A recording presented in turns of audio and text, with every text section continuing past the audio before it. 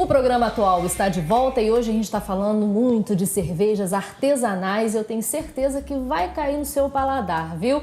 Principalmente porque você pode usar em receitas maravilhosas. Eu e a Edna, a gente já tá brincando aqui, ó, dá para fazer estrogonofe, né? Olha que delícia. Estrogonofe com cerveja e ao invés do champignon, um shiitake. Fica fantástico, gente.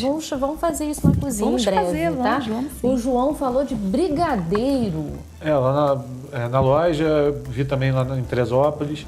E brigadeiro com cerveja é a coisa mais fácil. Qualquer cerveja que você pega, é só botar no fogo, deixar reduzir. Que dá com certo. Chocolate, leite condensado, receita do brigadeiro tradicional.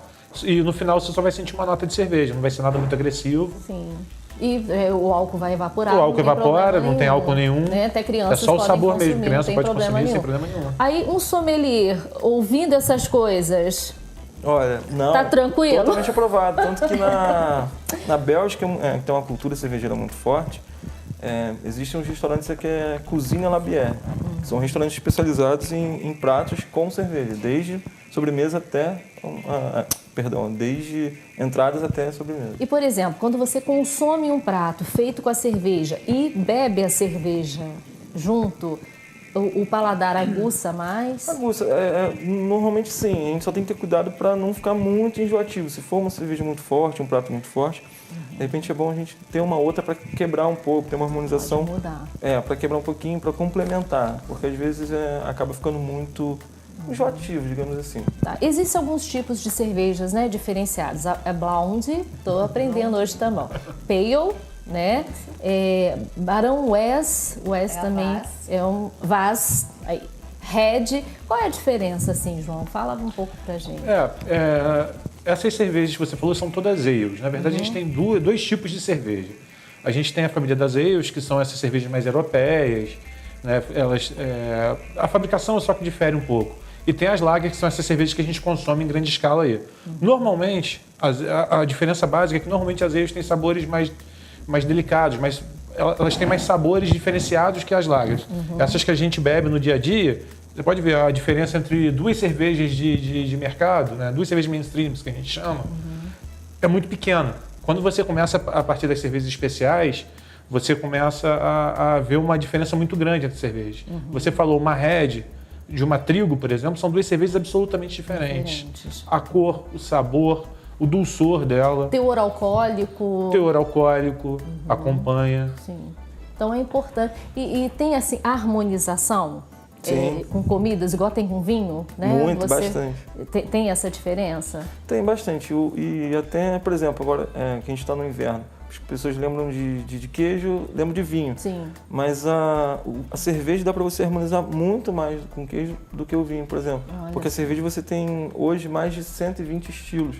Então dá para você sempre buscar alguma coisa para harmonizar. 120 estilos de Mas, cerveja. aí a cada dia surge mais alguns, mas assim, registrados e tal, tem por aí, mais de 120. Importante essa questão do registro, né? Você que fabrica, é necessário você passar por um processo aí de várias coisas, né? Existe, após uma regulamentação. Após a estruturação da parte fabril, né? A parte de indústria mesmo, vem um processo legal, a qual você tem que estar legal perante ao Ministério da Agricultura, que é o órgão que fiscaliza as cervejarias, né? Sim. Então tem todo um processo aí, um pouquinho chato, mas necessário para que você esteja de acordo para a comercialização do produto. Agora, no caso brasileiro, né? Ele tem essa coisa de consumir muito gelado. Como fazer para se adaptar à questão da temperatura ambiente? Porque quando a gente fala em temperatura ambiente na Europa, a gente está falando de invernos rigorosos, a gente está falando de temperaturas aí de 2, 4 graus, né? Aqui dá para a gente fazer isso? É necessário ter uma adega para manter essa cerveja? Bota na geladeira de uma forma normal?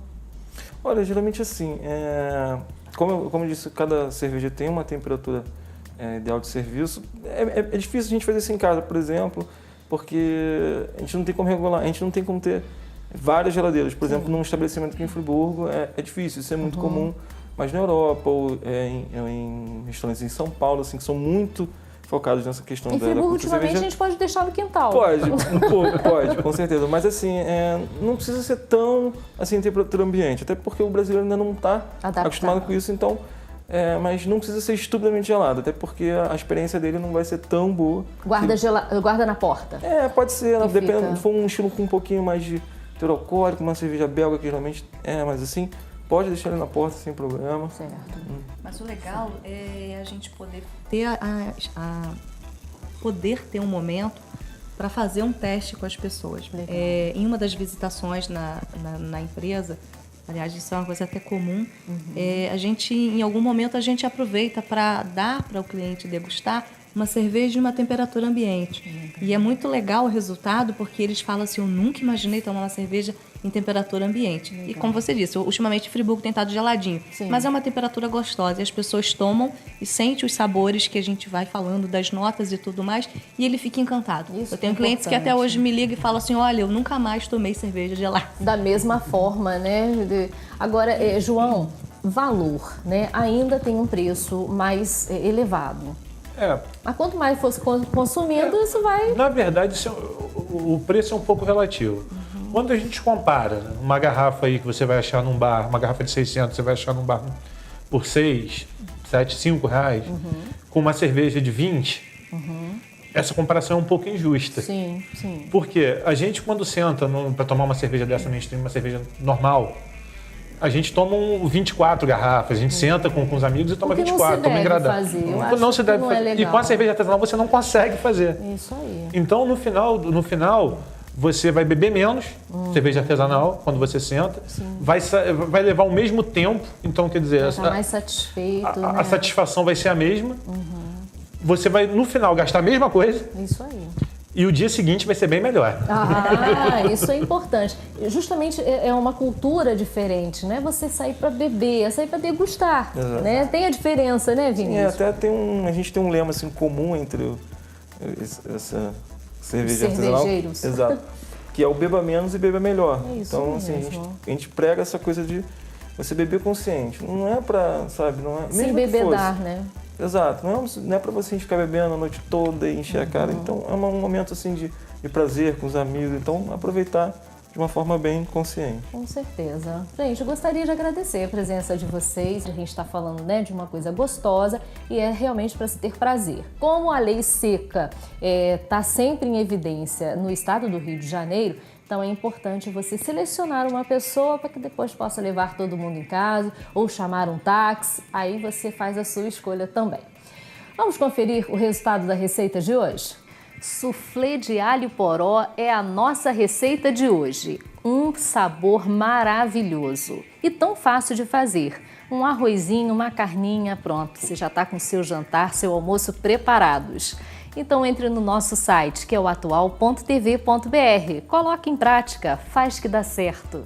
O Atual mais uma vez fica por aqui. Amanhã a gente está de volta, hein? A partir de 1 da tarde, aqui no SBT. Até lá.